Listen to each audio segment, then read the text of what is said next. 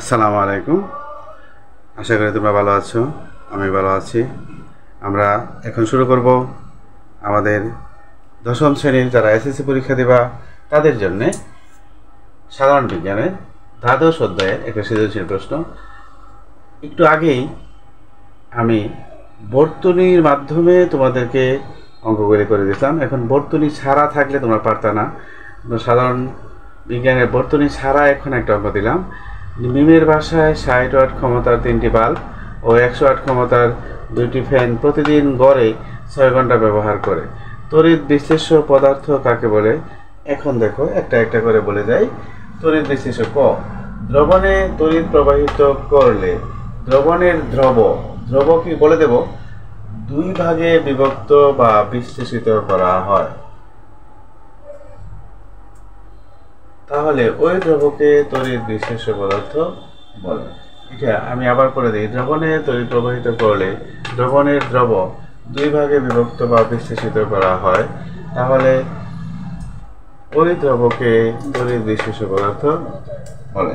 এটা আমি একটু উদাহরণের মাধ্যমে দিয়ে দিই, তাহলে বুঝতে সহজ হবে, মুখস্থ করে ফেলবা। একটা উদাহরণ দিয়ে দিই। যেমন আমরা লবণ পানিতে মিশাই, তাই না? পানিতে কি মিশাই?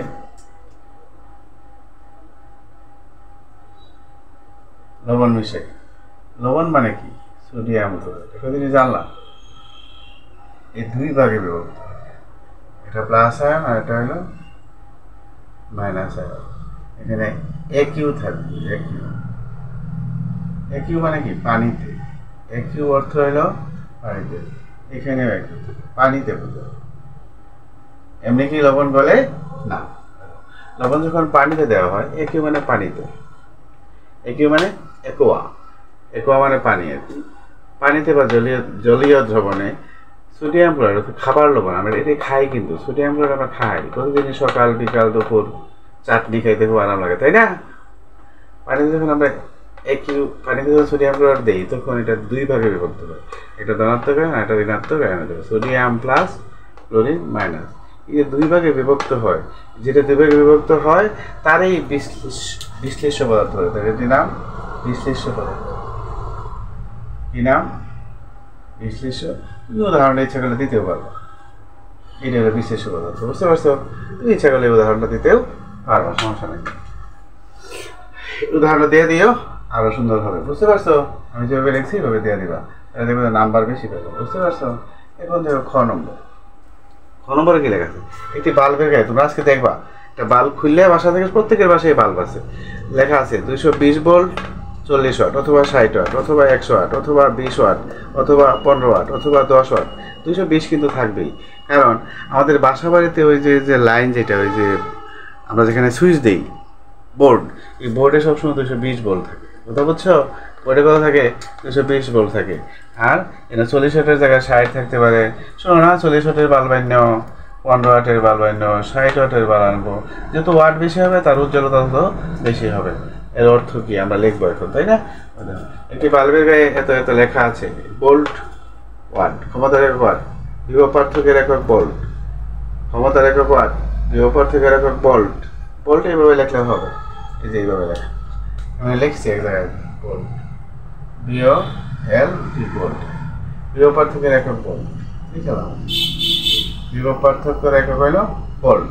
বিভব পার্থক্য যত বেশি হবে, বাল্বের উজ্জ্বলতা তত বেশি বাড়বে। এর অর্থ হলো বাল্বটিকে 220 ভোল্ট বিভব পার্থক্যের সাথে সংযুক্ত করলে, অর্থাৎ আমাদের যে বোর্ড আছে, আমরা যেখানে সুইচ দিই, 220 ভোল্ট বিভব পার্থক্যের সাথে সংযুক্ত করলে বাল্বটি প্রতি সেকেন্ডে 40 জুল আলো ও তাপ শক্তিতে রূপান্তরিত হবে। 40 জুল, এনার্জি 40 থাকলে 40 জুল হবে, 60 থাকলে 60 জুল হবে, 100 থাকলে 100 জুল হবে। বুঝতে পারছো না? 15 থাকলে 15 জুল হবে। অনেক সোজা, পরে নেবা তোমরা। ভিডিও লম্বা হয়ে যায়, এই জন্য তোমরা যারা একবারে বোঝো না, বেশি বেশি দেখবা। বুঝতে পারছো? এটা মুছে ফেলে পরে বেশি বেশি দেখবা। সহজই তো, কঠিন কিছু না। সংখ্যা পাল্টায় দিতে পারে না তারা। এই 20 এখানে ওই 40 জায়গায় 60 দিতে পারে, 80 দিতে পারে, 100 দিতে পারে, 120 দিতে পারে না। এই জন্য তোমাকে বুঝতে হবে এটা, তাই না? এখন দেখো মিমের বাসায় মার্চ মাসের বিদ্যুৎ বিল কত হবে? এ দেখো, প্রতিদিন ঘরে 6 ঘন্টা ব্যবহার করে, আর প্রতি ইউনিটের মূল্য 6 টাকা লিখে দেওয়া হয়েছে না? লিখে দিন, প্রতি ইউনিট 6 টাকা। প্রতি ইউনিটের মূল্য কত? লেখা থাকবো ব্র্যাকেটে। প্রতি বিদ্যুতের মাপে যেটা এটা ইউনিট, প্রতি ইউনিটের মূল্য কত? 6 টাকা। প্রতি ইউনিটের মূল্য কত? 6 টাকা। প্রতি ইউনিটের মূল্য যদি 6 টাকা হয়, তাহলে মিমের বাসায় মার্চ মাসের বিদ্যুৎ বিল কত হবে? একেবারে ছোট হয়ে দেখো, মোট ক্ষমতা কত হবে? 60 ওয়াটের বাল্ব কয়টা? 3টা। 60 গুণ 3 একেবারে সোজা, পরে প্লাস দিবা। 100 ওয়াট ক্ষমতার ফ্যান কয়টা? 2টা। যোগ 100 গুণ 2 হবে 380 ওয়াট। ক্ষমতার একক এবার লিখলেও হবে, এবার লিখলেও হবে। ক্ষমতার একক ব্র্যাকেট দিও না, আমি ব্র্যাকেট দিছি আর কি। এবার লিখলে তো এবার লিখবা, ওয়াট লিখলে ওয়াট এভাবে লিখতে পারবা। আর বুঝো না, ওয়াট এবার লিখতে পারবা, বুঝছো? এভাবে লিখতে পারবা। শুধু ডাব্লিউতে লেখাই বলা, বানানো আর বলবো 380 ওয়াট। মার্চ মাসে 31 দিন, মার্চ মাসে যে লেখাইছিলাম না, কীভাবে দেখাইছিলাম মনে আছে তোমাদের? এই যেভাবে দেখাইছিলাম, জানুয়ারি, ফেব্রুয়ারি, মার্চ। মার্চ মাসে উপরে বসছে 31 দিনে হবে, বুঝতে পারছো? মার্চ মাসে 31 দিনে মোট সময় কত হবে? প্রতিদিন 6 ঘন্টা করে চালায়, 31 দিন, তাহলে কত হবে? 6 × 6 318 ঘন্টা, বুঝতে পারছো? ব্যয়িত শক্তি, ক্ষমতা গুণ সময় বাই 1000, ক্ষমতা গুণ সময় বাই 1000, বুঝতে পারছো? ক্ষমতার মান কত? 380, বুঝতে পারছো? এরপরে দেখো সময় কত, দেখো সময় গুণ সময়, সময়ের মান কত? 186, নিচে কত আছে? 1000, ভাগ করলে কত হবে? 70.68 ইউনিট। কিলোওয়াট ঘন্টা বা ইউনিট, কিলোওয়াট ঘন্টা। আমি লিখে দিই আবার, 1 কিলোওয়াট ঘন্টা সমান 1 ইউনিট। অবজেক্টিভ থাকে কিন্তু মনোযোগ দেখে, 1 কিলোওয়াট ঘন্টা সমান 1 ইউনিট, বুঝতে পারছো? এখন মার্চ মাসে মোট খরচ কত হইব? প্রতি ইউনিটের মূল্য কত দেখো? 6 টাকা। 6 টাকা গুণ করবো, এই যে ইউনিট, 1 ইউনিটের মূল্য হলো 6 টাকা, তো এতে ইউনিটের মূল্য কত হবে? 424.08 টাকা। খুব সহজ হতো, 3 লাইনের অঙ্ক, অনেক সহজ, তোমরা পারবা।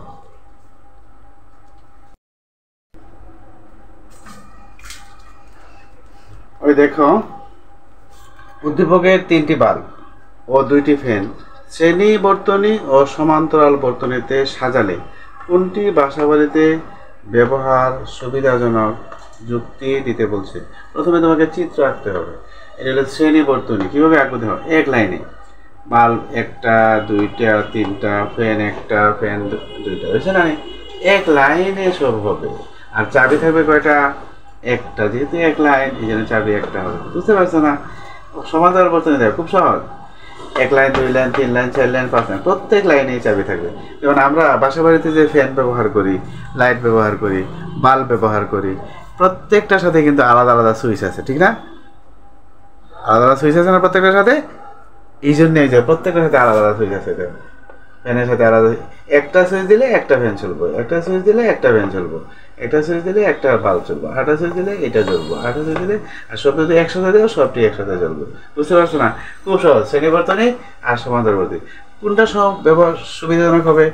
গত ভিডিওতে বড় গতে লেখা আছে, আমি মুখে বলে দিচ্ছি যুক্তি কীভাবে দিবা।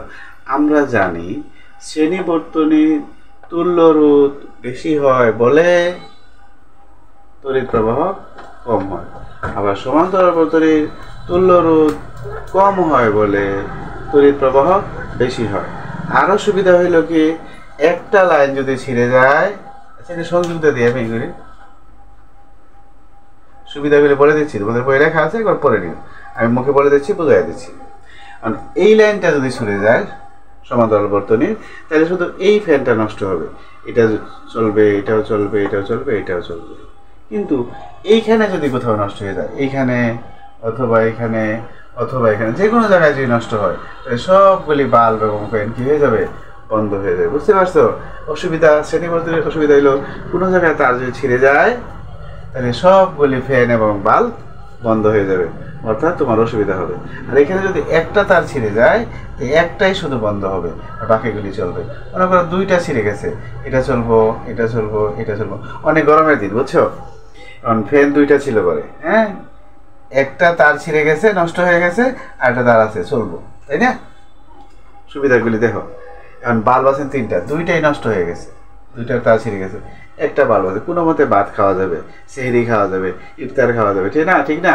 আর এইখানে দেখো, যদি এই বর্তনীতে থাকে তাইলে কোথাও যদি ছিঁড়ে যায় তাহলে সব ফ্যান বাল্ব সব গরমে মরতে হবে, আলো থাকবে না, ছেলেমেয়েরা লেখাপড়া করতে পারবে না, কত সুবিধা অসুবিধা আছে। যুক্তি দিতে পারবো না আমরা এগুলি বানায় বানায়, অনেক সহজ, তুমি পারবা। ঠিক আছে? তাই আশা করি দুইটা অঙ্ক থেকে এসএসসি পরীক্ষায়ও ইনশাল্লাহ প্রমাণ করবো।